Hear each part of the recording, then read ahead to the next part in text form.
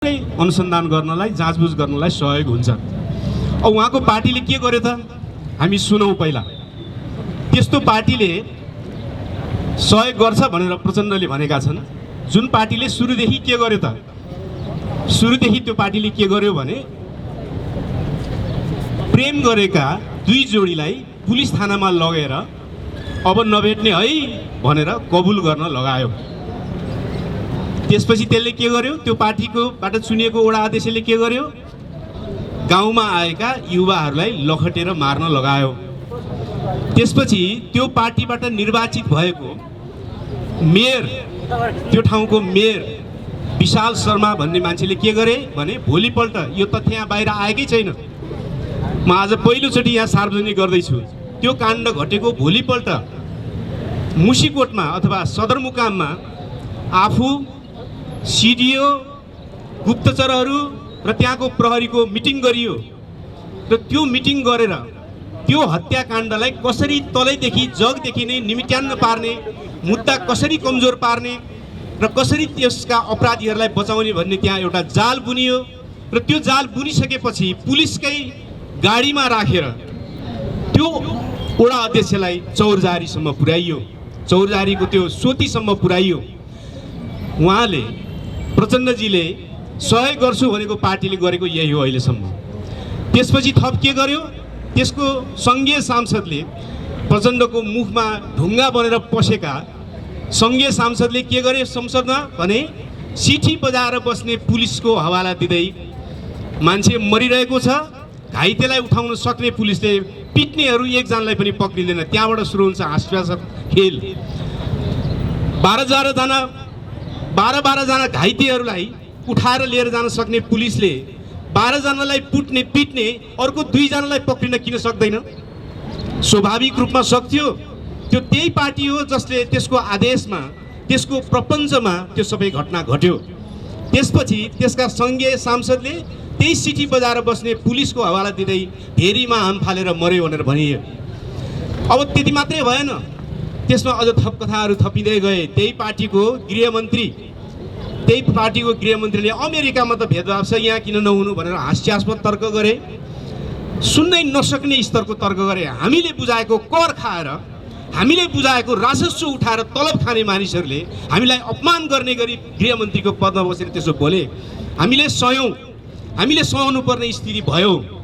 त्यसपछि महान्यायाधिवक्ता फेरि किन कम, उनले ढाका टोपी ढल्काएर भने समाचारमा आएको जस्तो खबर होइन, पहिले नै खबर सुनाइदिए उनले। सरकारको तर्फबाट पीडितहरूको पक्षमा यो त सरकारवादी मुद्दा हो नि। सरकारवादी मुद्दा सरकारले लड्नुपर्ने सबभन्दा माथिल्लो ठाउँमा बसेको महान्यायाधिवक्ताले भन्छ के भने सञ्चार माध्यमहरूले ल्याएको कुरा केही होइन, त्यसको पुलिसले ल्याएको कुरा चाहिँ ठिक हो त? त्यो त होइन। यदि सञ्चारकर्मीहरूले, इमान्दार सञ्चारकर्मीहरूले पनि ल्याउँदैन थिए भने त्यो भेरीको किनारबाट यो केस डाँडो पनि चढ्दैन थियो, काठमाडौँसम्म आइपुग्दैन थियो। त्यो सञ्चारकर्मीहरूले ल्याएको कुरा बेठिक भनेर उनले घोषणा गर्नु भए, जबकि आयोग बनिरहेको छ, जाँचबुझ समिति बनिरहेको छ, यहाँ निर्णय सुनाइँदैछ, त्यो यसो होइन उसो होइन। र एकजना फेरि वरिष्ठ भनेका एकजना पत्रकार फुत्त पैदा भए, एकैचोटि पैदा भए। उनी काठमाडौँबाट जान्छन् र साँझ गएर मुसिकोटमा बास बस्छन्।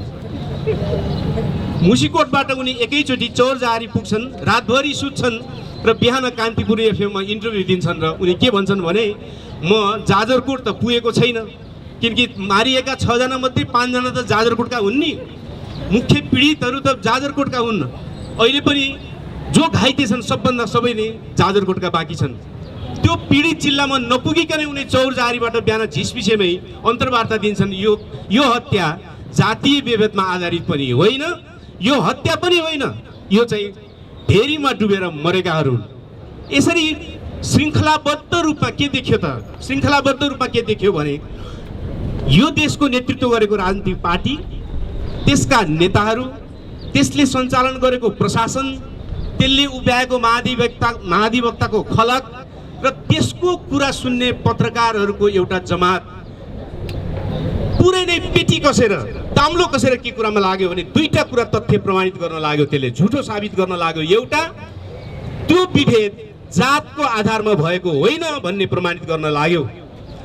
त्यसो किन गर्न खोजे उनीहरूले भने त्यसो गर्दाखेरि नै यो देशमा घर घरमा, यो देशमा पार्टी पार्टीमा, यो देशमा क्याम्पस क्याम्पसमा, यो देशमा प्रत्येक एनजिओमा, यो देशको प्रत्येक प्रशासन यन्त्रमा, प्रत्येक मन्त्रीमण्डलमा जबरजस्त रूपमा शासन गरिरहेको जात व्यवस्थालाई छुपाउनका निम्ति, फेरि लुकाएर राख्नका निम्ति र यसको आधारमा निश्चित शासकहरूले शासन जोगाइराख्नका निम्ति उनीहरूलाई के गर्नु जरुरी छ अहिले भने त्यो काण्ड जात व्यवस्थाको आधारमा भएको होइन भनेर पुष्टि गर्नु जरुरी छ।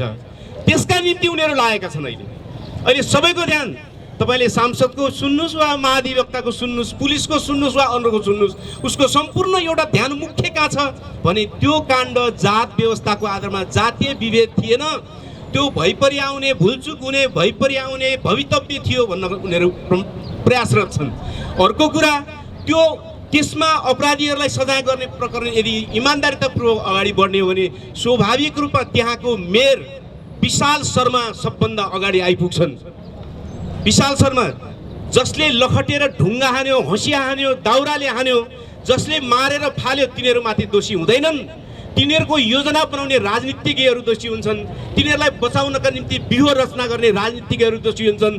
त्यो व्यूह रचनामा त्यहाँको मेयर सहित, मेयर विशाल शर्मा सहित, वडा अध्यक्ष सहित सम्पूर्ण राजनीतिक लहर तन्किएर आएको छ। समस्या त्यहाँनिर टाँसिएको छ।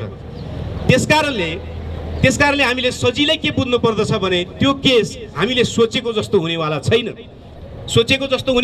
नेपालका दलितहरूले सोचेको जस्तो वा नेपालका प्रगतिशील गैर दलित तबकाले सोचेको जस्तो तपाईहरु यहाँ उपस्थित हुनुहुन्छ त्यति सजिलै त्यो मुद्दा हल हुनेवाला छैन। त्यहाँ न्याय हुनेवाला छैन। यत्रो काण्ड घटिसकेपछि एक दुईजना मान्छेलाई समातेर 14 वर्ष हाल्दिने र अनि 10 वर्षपछि छुटाइदिने त्यो खेल त खेल्ने नै वाला छ। त्यसले मुद्दा हल हुनेवाला छैन। वास्तविक अपराधी त्यहाँको राजनीतिमा छ, वास्तविक अपराधी त्यहाँको राजनीतिमा छ, वास्तविक अपराधी त्यहाँको प्रशासनमा छ, वास्तविक अपराधी त्यहाँको सार्वजनिक जीवनमा मै हो भनेर बसिरहेको छ। जसले तपाईलाई रोचक कुरा म तपाईलाई सुनाउँछु, त्यो पार्टी र त्यो पार्टीले सञ्चालन गरेको प्रशासन र राजनीति कस्तो छ भनेर बुझ्नका निम्ति एउटै तथ्य काफी छ। त्यो पार्टीसँग नठाटी भन्ने हो भने अहिले नेपालका सबभन्दा बढी दलितहरू सङ्गठित भएको दलित सङ्गठन छ। यो यथार्थ हो। तर तपाईले शहरको कुनै गल्लीमा, यो देशको कुनै गाउँ टोलमा देख्नुभयो कि त्यो पार्टीको दलित सङ्गठन कहिले सडकमा आयो? आएन। किन आएन? व्यक्तिगत रूपमा भेट्यो भने, मेसेन्जरमा भेट्यो भने, फोनमा भेट्यो भने उनीहरू मुरमुरिएका छन्। के गर्ने होला, कसरी आउने होला?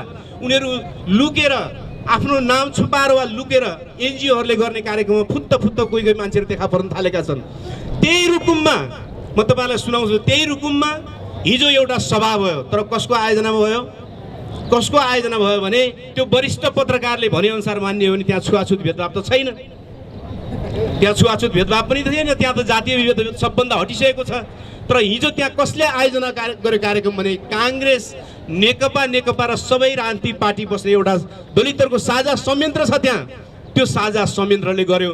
तर नेकपाले चलाएको दलित सङ्गठनले आफ्नो झन्डा लिएर त्यहाँ पनि निस्कन सकेन। किन सकेन? के यो दलितहरूलाई गाली गर्ने विषय हो त्यो पार्टीको? हो। ती दलितहरूले आफ्नो लक्ष्मण रेखा तोड्न सकेनन्। आफूले थाल बोकेर जो नेताको अगाडि उभिएका छन्, कटौराहरू बोकेर नेताको घर घरमा पुग्ने बानी जो उनीहरूलाई सिकाइएको छ, त्यसबाट उनीहरू मुक्त हुन सकेनन्। तर मुख्य कुरा त्यो होइन। मुख्य कुरा त्यो पार्टीको राजनीति हो। त्यो पार्टीको राजनीति हो जसले आफ्नो मुद्दा आउँदाखेरि सडकमा जानबाट दलितहरूलाई रोक्यो। जुन पार्टीले आफ्नो दलितको बारेमा लड्ने भनेर बनाएको सङ्गठनलाई यत्रो दलितहरूको नरसंहार हुँदा लड्नबाट रोक्दछ, त्यो पार्टीले चलाएको सरकारले यो काण्डमा न्याय दिन्छ? कसरी दिन्छ? कुन नैतिकताले दिन्छ? भेनेजुएलाको बारेमा बोल्न सक्ने मान्छेहरू 3 हप्तासम्म दुला बसेर बस्छन् भने तिनले कसरी बोल्न सक्छन्? तिनले कसरी न्याय दिन सक्छन्? तिनले न्याय दिन सक्दैनन्। त्यसकारणले अहिले गम्भीरतापूर्वक सबैले सोच्नुपर्ने भएको छ। र आयोजक समितिका साथीहरूलाई म सुझाव गर्न चाहन्छु कि हामीले मधेस र पहाडलाई नजोडिकन यो मुद्दा हल गर्न सक्दैनौँ। कहिले पनि हल गर्न सक्दैनौँ। रूपन्देहीको काण्ड, त्यसपछि शम्भु सदा जसलाई धनुषाको धनुषामा चाहिँ पुलिस थानाभित्र हत्या गरियो। अहिले त्यहाँ सङ्घर्ष जबरजस्त रूपमा उठेको छ, तर त्यहाँ दलितहरू मात्रै मूलत सडकमा छन्। अहिले काठमाडौँ त बरु अलिअलि गैर दलित भित्र विकसित भएका प्रगतिशील तत्त्वहरू बिस्तारै बिस्तारै सडकमा थोरै भए पनि थपिन थालेका छन्। तर धनुषामा केवल दलितहरूको लड्को लागेको छ। मुसरहरू हामीलाई थाहा छ समाजको सबभन्दा पिरमा छन्, तर उनीहरू लाठी लिएर निस्केका छन्। लाठी लिएर निस्केका छन्। जुन थानामा उनीहरू उसको शम्भु सदाको हत्या भएको थियो, त्यो थानालाई सम्पूर्ण त्यो ठाउँका मुसर महिलाहरूले गएर ढुङ्गामुढा गरेर सबै फुटाइदिएका छन्, ध्वस्त पारिदिएका छन्। सङ्घर्षको बाटो धनुषाले देखाउन खोजिरहेको छ। चौरजहारी चुप लाग्ने बित्तिकै धनुषा चुप लाग्छ भन्ने छैन। रुकुम चुप लाग्ने बित्तिकै काठमाडौँ चुप लाग्छ भन्ने छैन। धनुषा चुप लाग्छ भन्ने छैन। सङ्घर्षको नयाँ बाटो अब आउँदैछ। हामी धेरै असाध्य शान्तिप्रिय भएका छौँ। धेरै नै शान्तिप्रिय, धेरै नै, अलिअलि होइन, धेरै नै शान्तिप्रिय भएका छौँ। तर कुरा यो शान्तिप्रियताले हल हुनेवाला छैन। यहाँ अलिअलि भिडन्त हुनै पर्ने भएको छ, अलिअलि लड्नै पर्ने भएको छ, केही रगत बग्नै पर्ने भएको छ। यो सामान्य कुरा होइन। मानिसहरू मरेको मरै गर्ने। 8 वर्षदेखि 24 जना मानिसहरू मरिसके। यो हप्ता मात्रै 6 जना मानिस, 8 जना मानिसहरूको हत्या भइसक्यो। के यो नाटक हो? यो खेलबाड हो? यो होइन। यसका विरुद्ध दृढतापूर्वक हामीले नयाँ कार्यक्रमहरू तपाईँहरूले बनाउनुहोस्, नयाँ कार्यक्रमहरू तपाईँहरूले बनाउनुहोस्। नेपालको गैर दलितहरूको विशाल भिड अहिले आउनेवाला छैन। नेपालको गैर दलित भित्रको जतिसुकै प्रगतिशील भए पनि अहिले सडकमा विशाल भिड आउनेवाला छैन। किन आउनेवाला छैन? यस कारणले आउनेवाला छैन कि हामीले यो 80 वर्षको राजनीतिले हामीलाई जात व्यवस्थाको बारेमा राम्रोसँग सिकाएन। आधा शताब्दी भयो युनिभर्सिटी खुलेको, तर एक कक्षादेखि मास्टर डिग्रीसम्म कसैलाई पनि 15 मिनटको क्लास पनि जात व्यवस्थाको विरुद्ध कहिले पनि पढाइएन। नेपालको राजनीतिक आन्दोलन कस्तो भयो? 1990 बाट लोकतान्त्रिक आन्दोलनको प्रक्रिया सुरु भयो। 2006 सालबाट कम्युनिस्ट आन्दोलनको प्रक्रिया सुरु भयो। तर नेपाली समाज जात व्यवस्थामा आधारित थियो, छ। तर ती राजनीतिक आन्दोलनहरूले जात व्यवस्था छैन भन्ने निष्कर्ष निकाले, अथवा जात व्यवस्थामा आधारित सामन्तवादको उनीहरूले चर्चै गरेनन्। उनीहरूले युरोपको सामन्तवाद जस्तो, चाइनाको सामन्तवाद जस्तो, रुसको सामन्तवाद जस्तो जात नभएको सामन्तवादको उनीहरूले चर्चा गर्न थाले। जसको कारणले परिणाम के भयो? 50-60 सालसम्म आउँदाखेरि भने काङ्ग्रेस पार्टी सिङ्गै जात व्यवस्थामा आधारित बन्न पुग्यो। कम्युनिस्ट पार्टीहरू सिङ्गै जात व्यवस्थामा आधारित बन्न पुग्यो। तिनको केन्द्रीय समिति हेर्नुहोस्, तिनको गाउँ समिति हेर्नुहोस्, तिनको महिला सङ्गठन हेर्नुहोस् त। दलित सङ्गठन बाहेक सबै नेपालका राजनीतिक पार्टीहरू, एउटा पार्टीको म कुरा गर्दै छैन, काङ्ग्रेसको मात्रै कुरा गर्दै छैन, म कम्युनिस्टको मात्रै कुरा गर्दै छैन, म अहिले बनिरहेका पार्टीहरू, बन्न खोजिरहेका पार्टीहरूको पनि म कुरा गरिरहेको छु कि हामीले गल्ती गर्यौँ। हिजोका नेताहरूले सैद्धान्तिक रूपमा नजानेर गल्ती गरे। आज हामीले नियतपूर्वक गल्ती गर्न हामीलाई सुहाउँदैन। यो समाज जात व्यवस्थामा आधारित थियो, यो समाज जात व्यवस्थामा आधारित छ। प्रत्येक राजनीतिक पार्टीको बनावट केन्द्रदेखि तलसम्म एकाइसम्म जात व्यवस्थामा आधारित बनेको छ। तपाईँ मन्त्रीमण्डल हेर्नुहोस्, मन्त्रीमण्डलमा को छ? 1-2 जना बाहुन छ भन्ने कुरा मेरो कुरा होइन। बाहुनहरू हुनुपर्छ, बाहुन मान्छे होइन, मान्छे हो, नेपालको नागरिक हो, तिनीहरू पनि शहीद भएका छन्। तर बाहुन मात्रै हुनुहुन्न भनेको कसरी मिल्छ? यो कसरी मिल्छ? खाने बेलामा सबै आफूले मात्रै खाने, त्यही कुरा गर्यो भने अरूलाई जातको कुरा गर्यो भन्ने कसरी मिल्छ? यो तर्क मिल्दैन। हरेक पार्टीको केन्द्रीय समिति हेर्नुहोस्, हरेक पार्टीको केन्द्रीय समितिमा निर्णय गर्ने बढीमा को छ? बहुमत छ भनेको होइन, अत्यधिक छ भनेको 90%, 80% त्यो जात व्यवस्था हो कि होइन? हो। युनिभर्सिटीको कुनै पनि पाठ्यक्रममा एक कक्षामा क्षेत्री छे भन्ने सिकाइन्छ। एक कक्षाको विद्यार्थी घर गाउँबाट जात व्यवस्था सिकेर गएको विद्यार्थी एक कक्षामा पुग्ने बित्तिकै क्षेत्री छे सिकाइन्छ, उसलाई जात व्यवस्था सिकाइन्छ। यो क्षेत्री छे तरबार बोकेको, ढाल बोकेको क्षेत्री हो भने म को भनेर सिक्न थाल्छ उसले। जात व्यवस्था त्यहाँनिर सिकाइन्छ, तर त्यसको विरुद्ध सिङ्गै युनिभर्सिटीमा कहीँ पनि सिकाइँदैन। त्यो जात व्यवस्था होइन। सिङ्गै युनिभर्सिटी, सिङ्गै विश्वविद्यालय हाम्रो जात व्यवस्थामा आधारित छ। हाम्रो प्रशासन पुरै जात व्यवस्थामा आधारित छ। पुरै प्रशासन, प्रहरीको ठुलो हिस्सा जात व्यवस्थामा आधारित छ, सेनाको ठुलो हिस्सा जात व्यवस्थामा आधारित छ। कहाँ छैन जात व्यवस्था? हो, समस्या त्यहाँनिर छ। जात व्यवस्था छैन भन्ने मान्छेलाई शिक्षित पारिदिएपछि दलित समस्या हल हुन्छ भन्ने संविधानमा लेखेकै छ नि, लागू गर्नु पर्यो भन्ने कहाँ लेखेको छ संविधान? एउटा ठुलो भ्रम छ नेपालमा। संविधानमा लेखिएको छ, लेखेर मात्रै हुन्छ, लागू गर्नु पर्यो। के लागू गर्ने? के लागू गर्ने हो? संविधानमा लेखेको छ के हो? के लेखेको छ संविधानमा? संविधानमा छुवाछुत भेदभाव चाहिँ गम्भीर सामाजिक अपराध लेखेको छ। ओडामा एकजना महिला ओडा सदस्य हुने लेखेको छ। 2 नम्बरमा पर्ने समानुपातिकबाट जाने सांसदहरूको बारेमा लेखेको छ। अरू लेखेको छ के लेखेको छ? यो भ्रम हामीले त्याग्नुपर्छ कि संविधानमा दलित मुक्तिको बारेमा लेखेको छ। होइन, दलितहरूको समस्या भूमिहीन थियो, जमिन दिने भयो भएन, सुकुम्बासीलाई जस्तो 4 कट्ठा बाँड्ने भयो, 2 आना बाँड्ने भयो, त्यो समस्या हल हुन्छ? दलितहरूको हल हुँदैन। जोसँग जमिन छैन त्यो कसरी पढ्न जान्छ? जोसँग जमिन छैन त्यो राजनीतिमा कसरी आउँछ?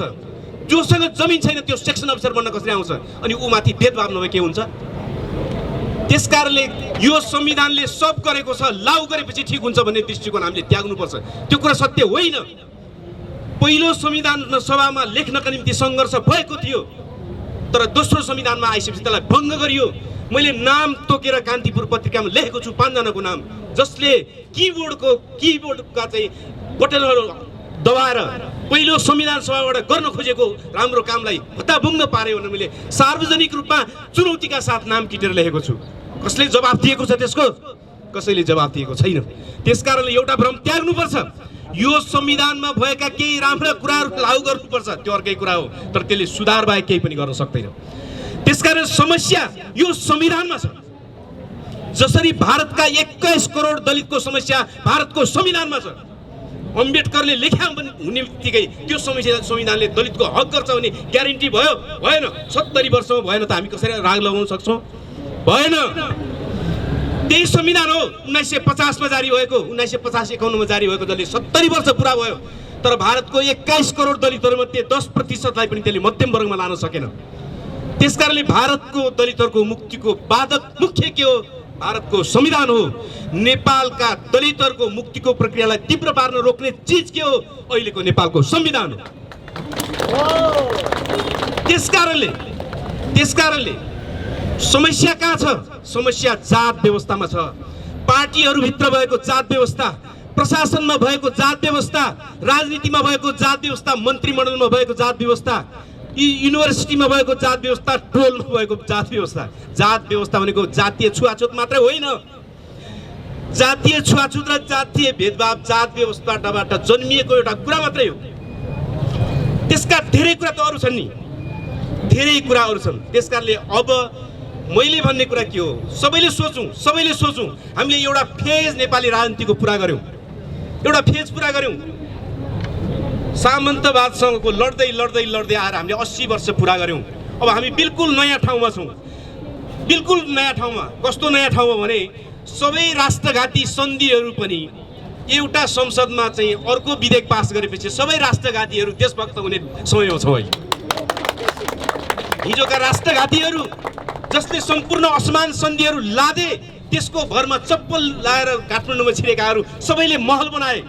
बुझ्नै पर्छ, असमान सन्धि हुन्छ भने एक हुल नेताहरू अरबपति बन्नेवाला छन्। बने ती मानिसहरू आज कागजमा नक्सा बढाए बापत सबै राष्ट्रघातबाट चोखिने बहाना निकालेका छन्। त्यो सम्भव छैन।